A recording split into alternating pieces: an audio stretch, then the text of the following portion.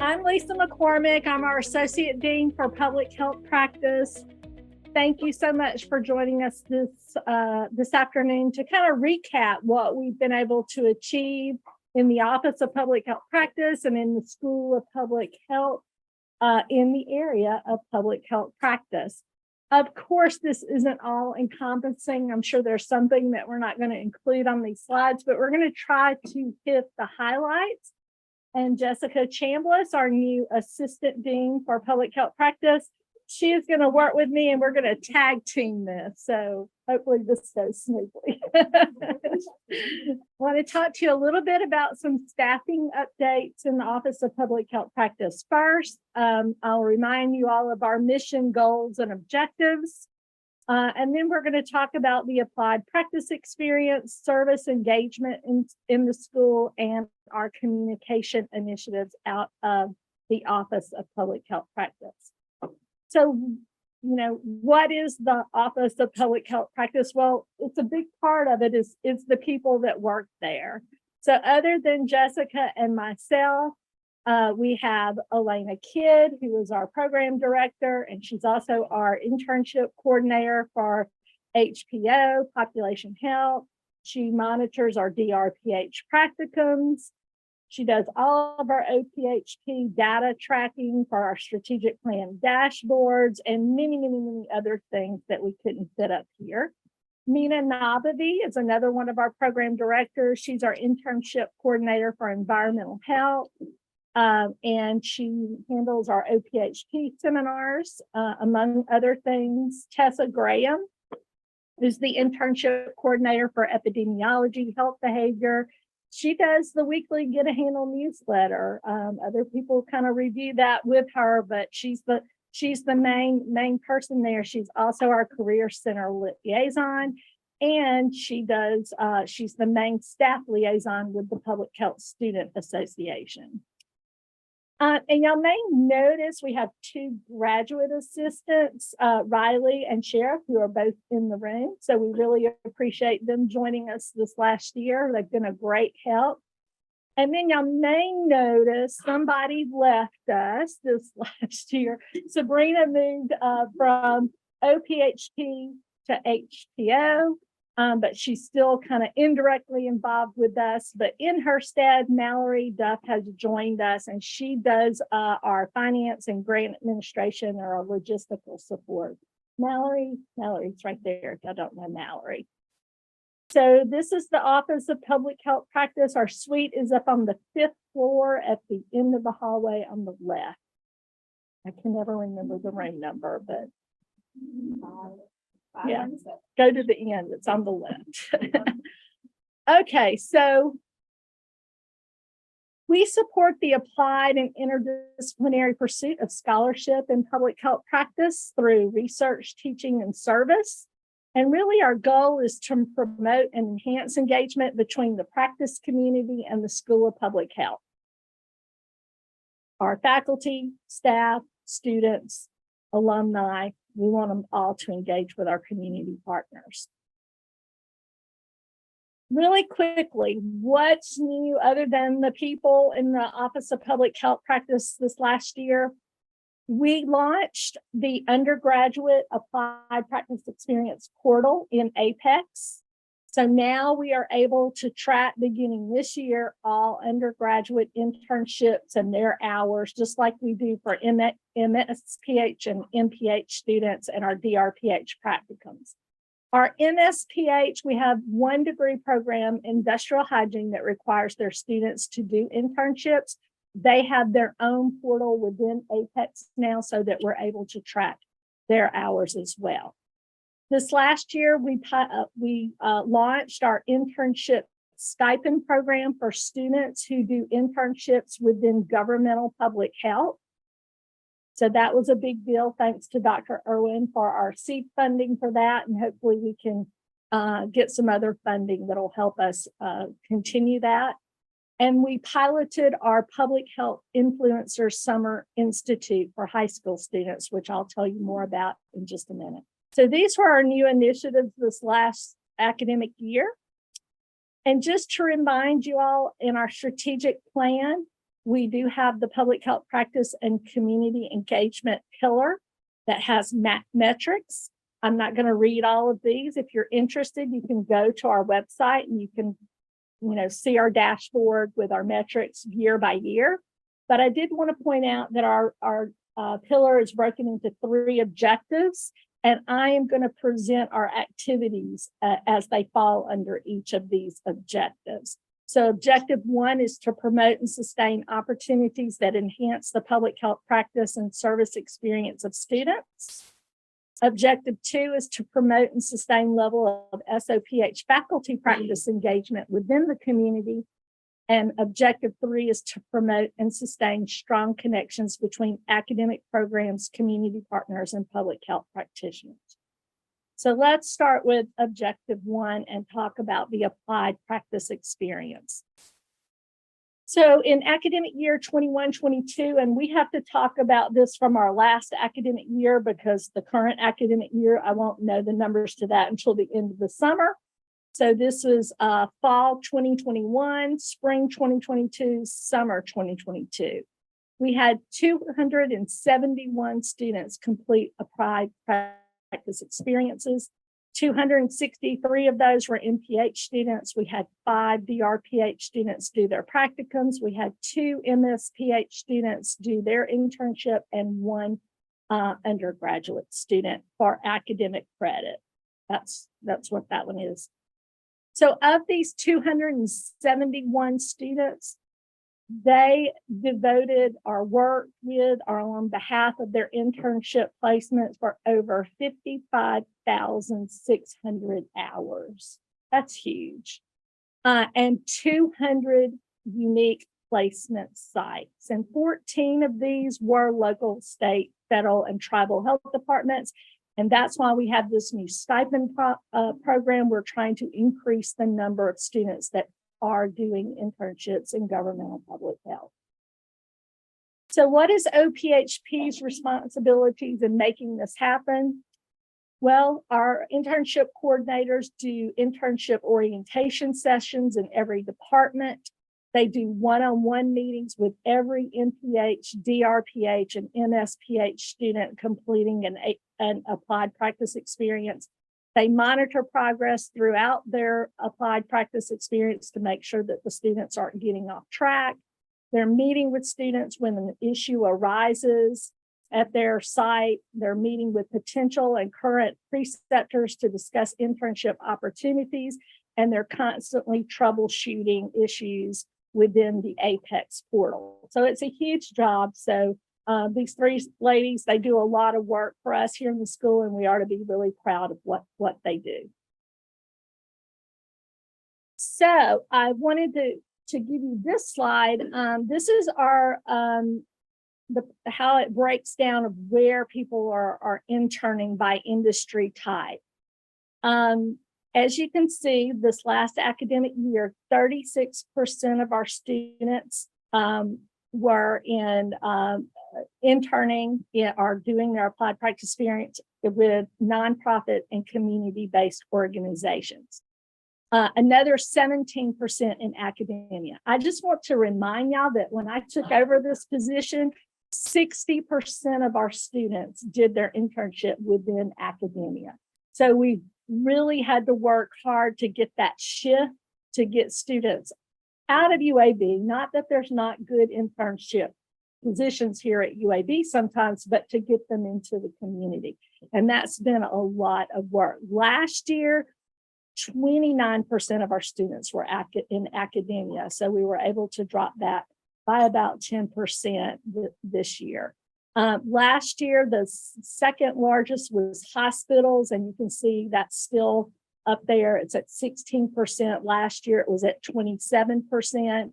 And nonprofits were at 26% last year. And so we've changed that, gotten that up to 36%. So, again, we want students out doing work that's really going to benefit our communities and give them good experiences in public health practice. And so, again, appreciate all the work that's been done to get our students working out there with these organizations. And here's some examples of some applied practice experience sites this last year. And these are just logos of ones that hosted 2 or more students. Okay, but we had 200 total different sites this last year. So 57% of students who completed their applied practice experiences did so in Alabama. That's 154 of our students. That means 107, or about 40%, completed their applied practice experience outside of Alabama in another state. And our students intern in 36 different states across the country besides Alabama.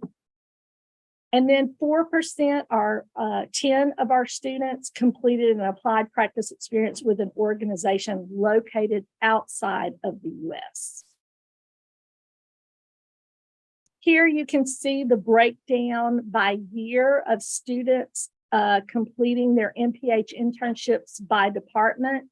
And you can see epidemiology is still our largest student group, followed by HPO, and then health, behavior, environmental health, and our population health group. But you can see there was a lag. We had about a year lag between our big peak enrollment in 2020 and when we saw our peak in our internships. So we expect to see these numbers declining this next year. And we're all happy about that. Okay, how did students find their internships? Well, about 32% are finding them through OPHP. Another 19% are finding from their employer or our former employer. So that makes up about 50% of our students. The other 50% are from, via professional contacts, from faculty recommendations, from other student recommendations, web searches, and by other means. Not quite a quarter of our students are doing paid internships. We would like to see that go up, and we're constantly looking for ways to fund those internships, but we're at about 23% this last year. Only about 24% of our students were 100% on site for their internship, and another 45% were hybrid, some combination of on site and remote. And then 31% had purely remote internships. So again, it's going to be interesting to see what this trends out as we move forward. We were almost 100% remote 2 years ago, and then it's gradually gone back to some in person. But I will say that organizations are telling us that they don't have space. So some organizations really prefer to have that remote student, or at least a hybrid, so that they're not having to provide them a desk and somewhere to work. They're coming to meetings, but then going home to do their work. So we'll see what happens. All right, Jessica, I'm going to pass to you. All right, so as we know, we want our public health degree is a practice degree, and we want our students to be able to be competent in the competencies that we have. So students at the beginning of their internships, as they're doing proposals, they have an opportunity to select the competencies that are going to align with the deliverables and the work that they're doing in their internship. So the products that they are going to produce at the end of the internship align with specific competencies. So what you see here is just the top 5 competencies in which students feel that they have mastered. So we have an assessment where we have an assessment at the end of their internship to see whether or not they feel that they have gained more confidence in their a selection of their competencies. So you can see here are our top 5 that the students have selected in their final reflection experiences. So we have MPH 19, MPH 18, MPH 7, 4, and 9. So I won't read them for you because I know you all can. But you can see that we have seen a positive change, or students are reporting a positive change or increased confidence in these top 5 competencies that they have selected. What we like to always do is to, from a qualitative standpoint, get some information from the students to provide some reflection on their experiences. So we have a few quotes that I would like to share with you. I'll just read from the first, from the middle one, from epidemiology, from Brianna Dotson. My work on P2G, Pregnant Parenting Girls Project with the Center for Infectious Disease and Research in Zambia provided an understanding of the stigmas associated with HIV while shedding light on the barriers adolescents face when seeking HIV services. So again, you can see that our students are most of our students are having a positive experience, and they're very reflective of what they have learned in their schools and in their classes, and being able to practice those competencies within their internships. But we also have some positive feedback from the preceptors, those that work closely with our students. And so we like to provide get feedback from them to help us understand a little more about their experience, if they want to have more students work with them, if they want to have some further relationships with the School of Public Health. So just an example of Wesley Vines, Health Commissioner for Columbiana County Public Health Department. It is my pleasure, I'm assuming, to work with the future of public health. The students have been absolutely wonderful to work with, and they prove to be a tremendous help in completing our community health assessment. Your department prepared them very well, and I am looking forward to the next crop of UAB students. So we see that our preceptors and organizations are having positive experiences and want our students to come back. And that is our hope, that we can continue to have these partnerships with these organizations. So also with our MPH Impact, at the end of their internship, again, we asked the students about their experiences and their knowledge, and also with their preceptors. So you can also see here that 99% of the students agree that their experience allowed them to apply the public health skills and knowledge that they're learning in the classroom. We also see that 99% agreed that they benefited from their experience in their internship. In terms of our preceptors, the 99% of the preceptors agreed that the students were prepared to meet the objectives of the internship, and 99% agreed that the host and agency benefited from hosting an intern. Now, this is something that we feel is very important to see, that beyond just the time that the students spend, 180 hours that they spend with the organization and their preceptor, we have seen over the last academic year that we had 48 to extend their internship with the organization.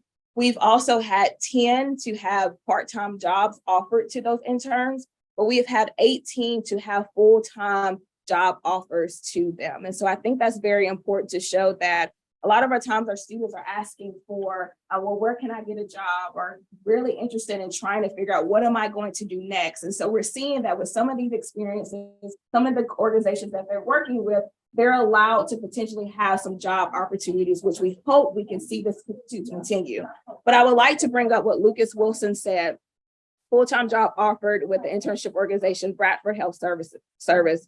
Lucas took the opportunity to help us revamp our entire program. He jumped in and started presenting instead of canceling one of our offerings, and built a presentation that can be delivered remotely by anyone in our organization. His effort has reduced costs, and it increased the resiliency of the family program. He's been offered a full-time position as the family program coordinator. And for this particular student, he was working with someone at this organization and they left. So essentially the internship could have been removed from that particular job, but he stepped in and started to do some work with the organization, filling in, making sure that they didn't lose their planning of some of the things that they had offered and had already planned, and he was offered a full-time position. So just to show you some of the impacts that we have with our students.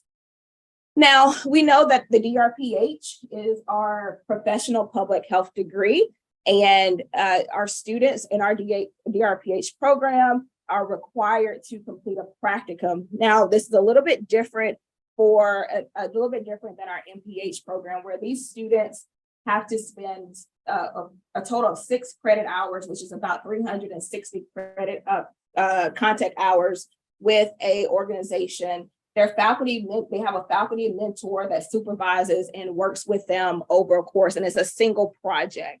So they spend a little bit more time working on this.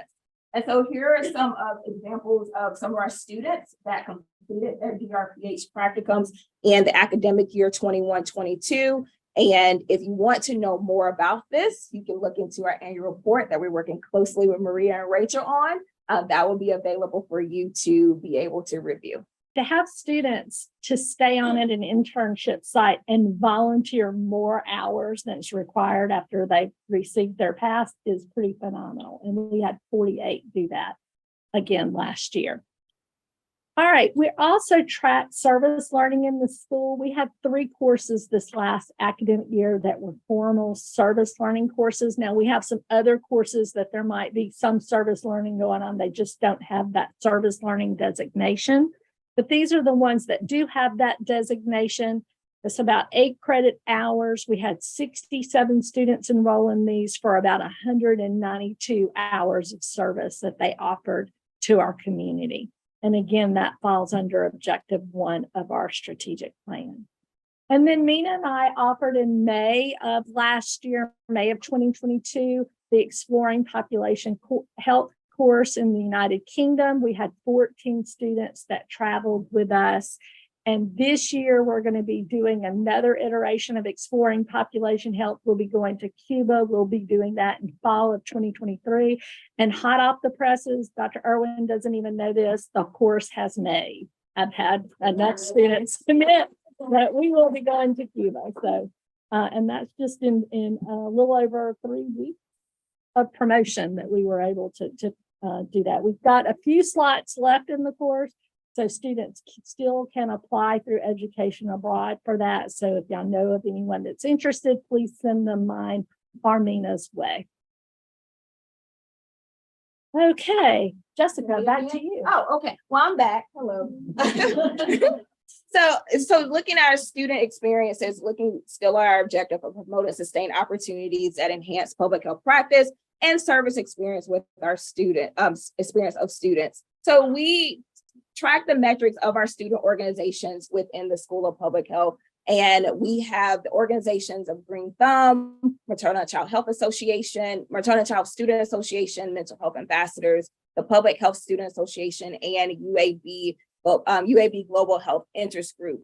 So they hosted a total of 55 events that relate to community and campus engagement, where they had over 1,800 attendees, and then educational events as well. They had 29 educational events where they had a total of 693 attendees for that. One thing that I wanted to take this slide because I am very attached to PHSA because I was the faculty advisor during this time. And part of it, I was on maternity leave and I was still getting on their meetings just to learn more about what they were doing. But as you all know, PHSA, our Public Health Students Organization, is the student governing body for the School of Public Health. And yearly they elect a board during homecoming. And so during homecoming, they elect a new board. And that board begins at the beginning of the academic year. So starting from January to December. So you can see some of the events that they had during last academic year. They had a trivia night. They had a waste audit. What's funny about this waste audit, they were going to do it in the School of Public Health.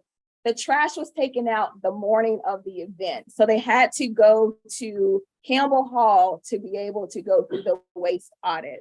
So we'll try, I think they're going to maybe try this again, and we'll see if we can tell everyone not to pull the trash so they can go to see what type of waste that we have.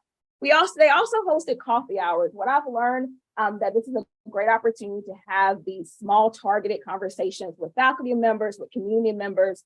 Hopefully upcoming during this time, it was still during the pandemic time. And so a lot of them were virtual, but I know that PHSA is working to try to be more inclusive of all of our students. So not just the students that are in person, but also the students that are online. And so a lot of the events that they hosted was with transitioning back to being in person. They did an awesome job with bringing in having virtual events and in-person events. So PHSA has a lot of events coming up this week, but I'll come back and talk to you about National Public Health Week shortly. Okay, big shout out and kudos to Dr. Amy Chatham, who leads our AmeriCorps statewide Vista program. And Tessa's over here clapping because she's one of her past Vistas who then I stole away.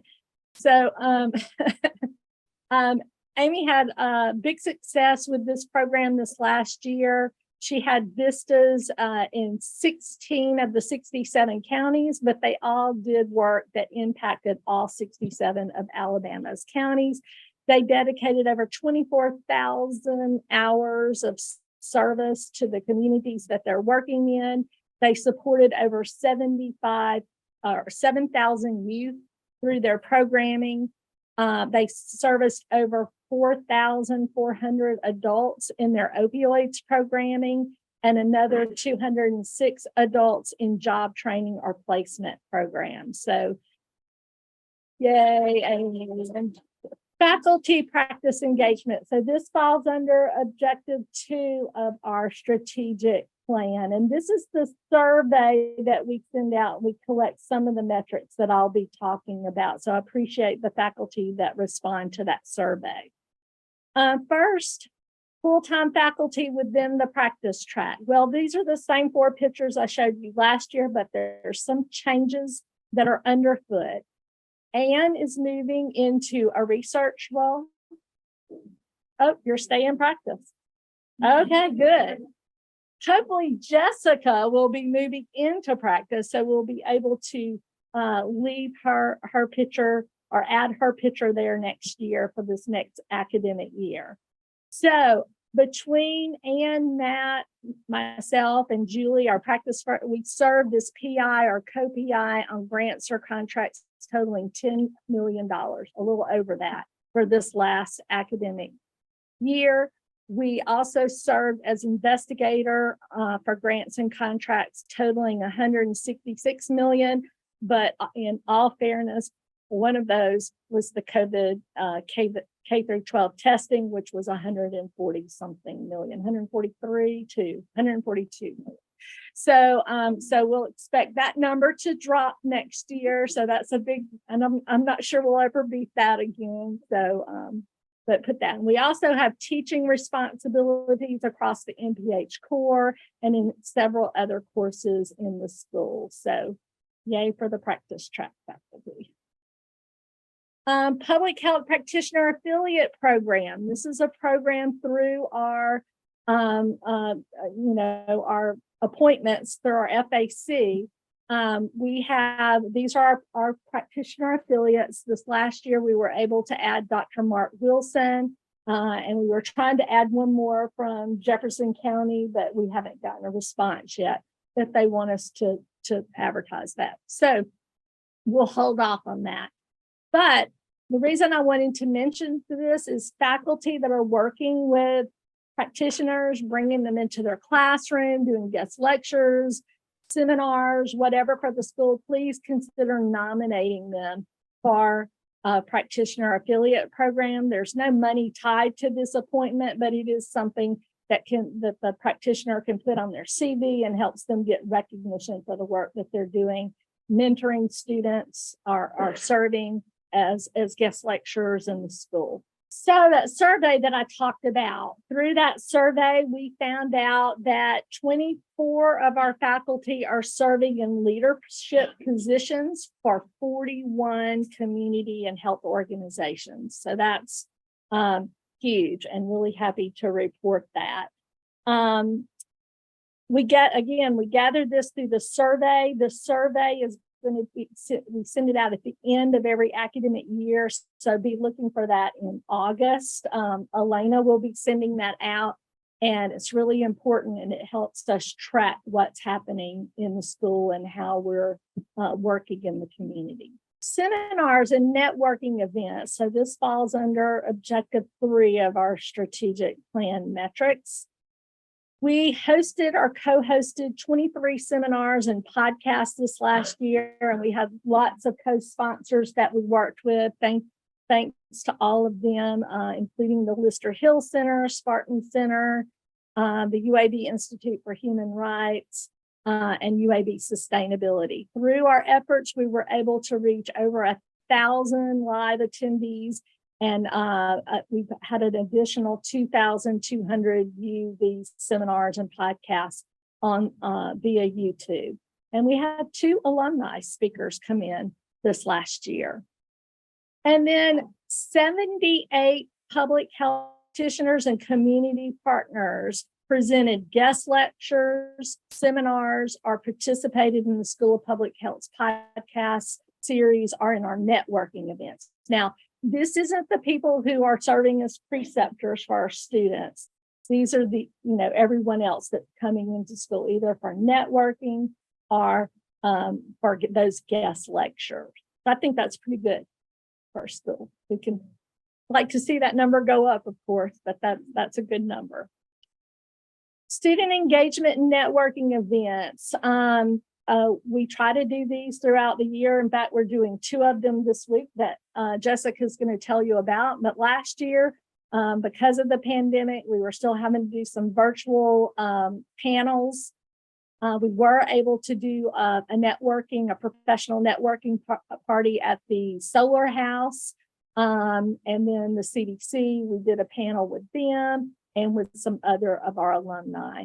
And we had these organizations participating in our professional networking endeavors this last year. So appreciate them. Career Center, we also, and I say we, Tessa serves as our school's Career Center liaison.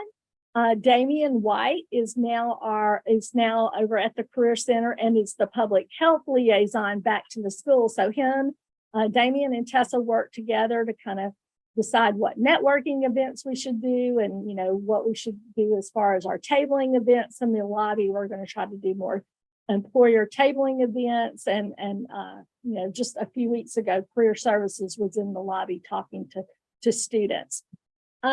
We're trying to increase utilization of students who are enrolled and activate a site on Handshake.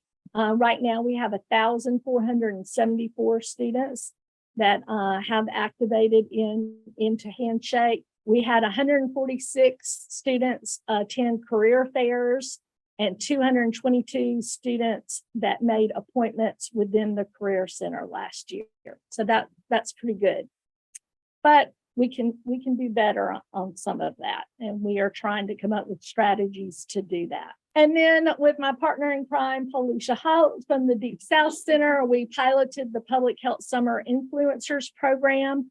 We had 18 high school students representing 6 different high schools participate in this week-long, that last June, I guess, program where we took them all around Birmingham. We did a field trip down to Montgomery. And the purpose of this is to get students, one, educated a little bit on the basic concepts of public health and evidence-based public health, and to hopefully get them interested in careers in public health and other health-related professions.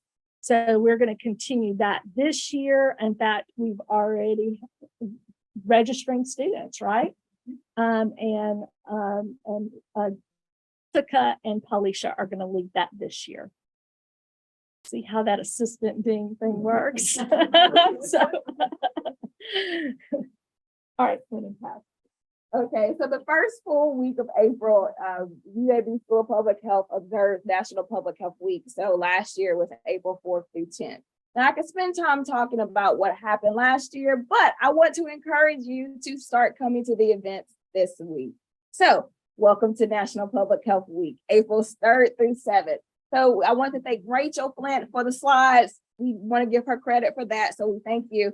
Today, we had Hands and Paul with a bit of PHSA event where we had a de-stress therapy. If you did not get a chance to touch those beautiful animals, hopefully we can get them back to come. And then you're here at the State of Public Health Practice. Well, tomorrow we have the annual address with Dr. Mark Wilson, which will be his final address as health officer. of JCDH, and that will be tomorrow starting at 11:30. So hopefully it's on your calendar. And after that event, we'll have a networking opportunity with JCDH and a lot of our programs within the centers and programs within the school from starting at 11:30. And then at 2:00, we have a webinar with the U.S. Public Health Service, which will be a virtual webinar. Starting at 2:00, it will be on Zoom. On Wednesday, April 5th, we have the research poster session that will be at 10 a.m. And then we also have with the Lister Hill Center, the Fight for Medicaid Expansion will be at the UAB Alumni House. I do want to make note that if you need travel, we do have transportation to and from the school to the Alumni House. If I'm not mistaken, starting at 12:00 on Wednesday. So parking is limited over there. And if you really want to go, we'll be at the front of the school providing transportation to that starting at 12. And then on Thursday, this is a part of my baby. So I really want you all to be there. Okay. We're partnering with the Alabama Public Health Association for a networking event where we'll have all 3 state health officers joining us to provide information and information to students and to all about the state of public health in the state of Alabama. What are some strategies, or what are some things that students should be doing to get prepared to work in public health practice? That will start at 10:00. And then we have different bureaus from the Alabama Department of Public Health coming to network with the students that's starting around 12. So if you can make it, please show up. It will make me look a little bit better if you show up. But no, it will be, besides that point, it'll be a great opportunity, especially with Dr. Wilson being his last year. And also we have Dr. Michaels, who just came in for Dr. Osho in Mobile, Alabama, in Mobile County. And so having them there with Dr. Scott Harris will be a great opportunity to see them and talk to them. And we'll have a Q&A session. And then we have opportunity for our students to hear from the HR person with ADPH for them to learn more about how to apply. Again, we're trying to increase awareness about governmental public health. I worked in governmental public health, so I know the importance of having students with training to fill the workforce that we fill the public health workforce. And then on April 7th, we have at PHSA events on that Friday, we have a breakfast at 9:00 at the Hill Center. And then also we'll have a lunch and learn with Well House, which is their community partner for this year. And that will be in Rouse 125. Okay, see you there. And just so that y'all know, Thursday at the event, the University of Alabama is sending a bus full of students as well as Sanford. And hopefully, so it's not just going to be UAB students. So please encourage your students to come if you can, please. All right, really quickly, and then we'll wrap this up. We do have some workforce development initiatives within the Office of Public Health Practice. We have the Alabama Nursing Home and Long-Term Care Facility Strike Team. I've hired 11 infection preventionists this last year that are working remotely and working in long-term care facilities to do ICAR, or infection control and response assessments. We also provide in-service trainings in infection prevention and control within long-term care facilities. We do N95 fit testing for staff in long-term care facilities. We work with Jan to order the COVID-19 test kits for the long-term care facilities. And I think we've ordered about 20,000 test kits in the last month or two for long-term care facilities. And now we're doing COVID-19 vaccine clinics where we're able to offer vaccines to the residents and staff of long-term care facilities. So these 11 folks that we've hired are really out there running the roads, and they're really busy, and we really appreciate all the work that we can do because there's a lot of work to be done in this area. We also still have the Alabama Regional Center for Infection Prevention and Control. Elena Kidd is our main program director, and this last year we were able to offer 52 different trainings for over 23,000 contact hours to over 40,000 people and 1,349 nursing CEUs this last year. So we've been really busy. And there are other workforce development initiatives within the school, even ones that I work on, but Lister Hill has some, Deep South Center, Spartan Center, the Alabama Prenatal Quality Collaborative, Superfund Research Center, Region 4 Public Health, the Center for Study of Community Health, and Counteract. And we're trying to track the workforce development initiatives that we're doing across all of these things within the School of Public Health. And then really quickly, our communication initiatives. Last academic year, we did 99 editions of the Get a Handle newsletter. We had almost a 30% open rate and almost 8% click rate, which I think is better than some of the university-wide newsletters. We've been told that. And we have an average of 1,650 people that get this newsletter every week. So thank you, Tessa, for all the work that you do, and everyone else for reviewing those and making sure that those get out every week during the fall and spring semesters. So that is it for us. That was our highlights from the last academic year. We are finalizing our annual report right now, and so that will be coming out and we'll have more details in it. So thank you, everybody, for coming.